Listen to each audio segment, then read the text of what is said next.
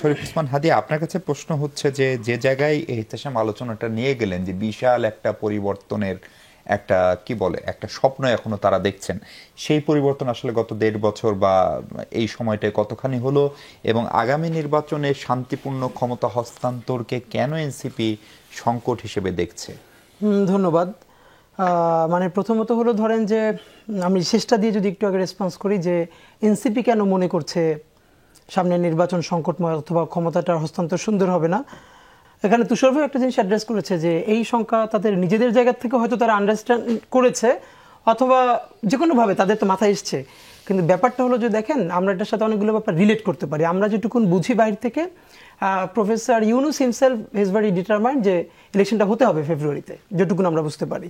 এখন দেখেন প্রফেসর ইউনুস একা চাইলে দেশব্যাপী একটা ফ্রি অ্যান্ড ফেয়ার ইলেকশন হবে না, এটা হলো একটা বাস্তবতা। মানে উনি যত আর্নেস্টলি চান এটা হবে না। এখন এইটা হওয়ানোর মধ্য দিয়ে রাষ্ট্রের যে অন্যান্য অর্গানগুলো আছে সেই অর্গানগুলোর একটা ব্যাপার হলো তার প্রিপারেশন কেমন আছে, আর তার থেকেও গুরুত্বপূর্ণ তার আন্তরিকতাটা কেমন আছে। এখন ধরেন আমরা যদি আরেকটু একদম রাফলি বলি, ঘাতক জেনারেলদের বিচার শুরু হয়েছে, এটা তো হিস্ট্রি যে তাদেরকে সিভিল কোর্টে গিয়ে আত্মসমর্পণ করতে হয়েছে। আমরা যদিও এসি বাসটাস নিয়ে যে আলাপগুলো এগুলো মাইনর আলাপ, কিন্তু তারা যে সিভিল কোর্টে আত্মসমর্পণ করলেন, বিচারের জায়গায় আনা গেল, এটা একটা বিরাট ব্যাপার। এবং আমি মনে করি পলিটিক্যাল পার্টিগুলো দিন শেষে সেখানটায় ন্যূনতম সাপোর্ট না দিলে এটা খুব কঠিন হতো। কিন্তু এখন দেখেন সময়টা হচ্ছে এমন যে এই জেনারেলদের যাদের বিচার হচ্ছে এরা তো অনেক পাওয়ারফুল, এরা এমন না যে নিজের ক্ষমতাতেই সব করেছে, এরা একটা বিরাট লবি মেনটেন করে এই কাজগুলো করেছে। দ্বিতীয়ত হলো এখানকার যে আমলারা, দেখেন বাংলাদেশের ভয়াবহ নিরাপত্তাহীনতা এখনো কিরকম, এটা এখনো কেউ তেমন করে বলছে না। ডিজিএফআই এর সাবেক প্রধান মেজর জেনারেল আকবর তিনি এখনো দিল্লিতে আশ্রিত।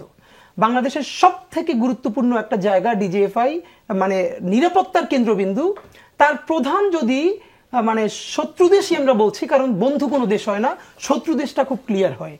তো এটুকুন বলতে আমাদের দ্বিধা নাই। সেখানে বসে আসলে তিনি কি করছেন, মানে আমার দেশে। এবং আরো ভয়াবহ তথ্য হলো মেজর জেনারেল কবির, যিনি সর্বশেষ পালিয়ে গেছেন, প্রমাণ হলো তিনি হাসিনার সাথে হেলিকপ্টারে চলে গিয়েছিলেন, ইন্ডিয়ায় থাকলেন, দিন আবার সে সার্ভিসে যোগ দিলেন। তাহলে তিনি সেখানে বসে কি সমস্ত তথ্য পাচার করে আসেন নাই? এখন দেখেন আমরা যেটা ক্রাইসিসটা দেখতে পাই যে ইলেকশনটা কয়েকটা ব্যাপারের উপর খুবই ডিপেন্ড করতেছে।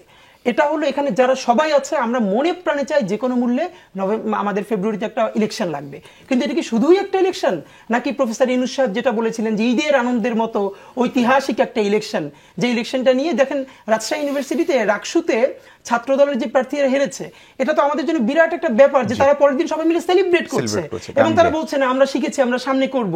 তা আমরা এমন একটা ইলেকশন দেখতে চাই আমরা জিতি হারি সবাই মিলে সেলিব্রেট করব, কিন্তু আমাদের কালচার তো সেটা নাই। এখন সেটা করতে হলে যে বাধাটা হবে আমি মনে করি আগামী নভেম্বরে কিছুদিনের মধ্যে ফ্যাসিস্ট খুনি হাসিনার বিচারের তারিখ ধার্য করা হবে একটা মামলায়, এবং এখানে 6টা মামলা নিয়ে তারা লড়ছেন। যেই মামলাগুলোর ব্যাপার হলো অনেকগুলো তো প্রচুর মিথ্যা আসামি দেয়াই হয়েছে, কিন্তু এই মামলাগুলোর ইভেন আমরা ভিতর থেকেও জানবার চেষ্টা করেছি, আমরা চিফ প্রসিকিউটর ওনার কাছেও দেখা করেছিলাম, তো ওনারা বলেছে যে যাতে আন্তর্জাতিক কোনো ফোরামে 50 বছর পরেও এর তদন্ত নিয়ে কোনো প্রশ্ন না উঠতে পারে, এই জন্য যেইটা ট্রাইব্যুনালের কাজ ছিল না সেইখানেও আমরা ট্রাইব্যুনাল গিয়ে এই পুরো তদন্তটার সাথে ছিলাম যাতে ভুলভ্রান্তি না হয়। এর মানে হলো আপনি এই হাসিনার যখন রায়টা হবে, এই রায়ের আগে একটা ক্যাওয়াস তৈরি করে এখানে অনেকগুলো স্টেক হোল্ডার আছে যারা মিলে চেষ্টা করবে হয়তো এই সরকারকে ফেল করানো হোক অথবা যে কোনোভাবে হোক নির্বাচনটা বানচাল করবার। তো এই নির্বাচনটা যাতে বানচাল না হয়, এখন আপনি সেটার আবার কি করলেন যে বানচাল না করে বরং যাতে ইলেকশনটা হয়ে যায়, তাহলে যদি আবার একটা নাম কাওয়াস্তে ইলেকশন করলেন সেটা তো আরো ভয়াবহ ব্যাপার। একটা শুধু আমি আপনাকে বলি, দেখেন ভালো ইলেকশন করতে হলে এটা আমরা সবাই প্রস্তাব করেছিলাম যে অ্যাটলিস্ট এটা তো খুব ব্যাপার যে প্রত্যেকটা কেন্দ্রে আপনি সিসি ক্যামেরা রাখবেন, এটা প্রস্তাব গিয়েছিল। আমরাও সবাই বলেছি যে এটা খুব দরকার, অনেকে বলেছিল বডি ক্যামেরাও থাকতে পারে, তখন বলেছে যে না বডি ক্যামেরাটা হচ্ছে 1-to-1 ইন্টারাকশনের ক্ষেত্রে এটার দরকার নাই, অ্যাটলিস্ট সিসি ক্যামেরা যাতে আপনি ধরতে পারেন যে এখানে কি ঘটনা হয়েছে না হয়েছে। অদ্ভুত ব্যাপার, ইলেকশন কমিশন থেকে চিঠি দেওয়া হয়েছে বা জানানো হয়েছে না সিসি ক্যামেরার দরকার নাই, মানে এটা কোন যুক্তিতে এখন বলা হচ্ছে যেখানে অনেক টাকার ব্যাপার। দেখেন বাংলাদেশে আপনি যদি বলেন আজ পর্যন্ত গণতন্ত্র দাঁড়াতে পারলো না, এখানে স্বৈরতন্ত্র থেকে ফ্যাসিবাদ পর্যন্ত হতে পারলো, রিপিটেডলি গণহত্যা হতে পারলো, এর যদি মূল 3টে কারণ বলেন এর প্রধানতম কারণগুলো হচ্ছে সুষ্ঠু নির্বাচন না হওয়া। মানে আমাদের নির্বাচন সুষ্ঠু হয় নাই, ক্ষমতার ট্রান্সফরমেশনটা তো আরো সুষ্ঠু হয় নাই, যার ফলে যা হওয়ার তাই হয়েছে। সুতরাং এই নির্বাচনকে সব থেকে সুন্দরতম নির্বাচন করতে হলে আপনি সিসি ক্যামেরা কেন, আপনি আরো বেশি যদি বিনিয়োগ করতে, আপনার রাষ্ট্র থাকবে না ভালো নির্বাচন না হলে, আপনি সেটা কেন করবেন না? নাম্বার 2, আপনার যদি বুদ্ধি থাকে এই সিসি ক্যামেরাগুলো তো আপনি অনেক কাজে লাগাতে পারবেন। এই সিসি ক্যামেরাগুলো ইউনিয়ন বাজারে, আপনি রাস্তায় রাস্তায় স্কুলে স্কুলে দিয়ে দিতে পারবেন। প্রত্যেকটা ভোট কেন্দ্র থেকে একটা আমি শিক্ষা আপনাকে একটা মজার প্রতিষ্ঠান। ব্যাপার বলি, নির্বাচন কমিশনকে আজকে যদি আপনি প্রস্তাব দেন যে একটা ভালো ইলেকশন করার জন্য, আমরা মনে করি নির্বাচন কমিশনের 10টা দেশ ঘুরে আসা উচিত। কত চক্ষু বন্ধ করে বলবে হ্যাঁ এটা খুব জরুরি, বিদেশ ট্রেনিং, বিদেশ সফর। কিন্তু যখনই বলবে সিসি ক্যামেরা অথবা এই ব্যাপারগুলো না, তখন প্রচুর তারা টাকা পয়সার এইসব অজুহাতগুলো দেখায়।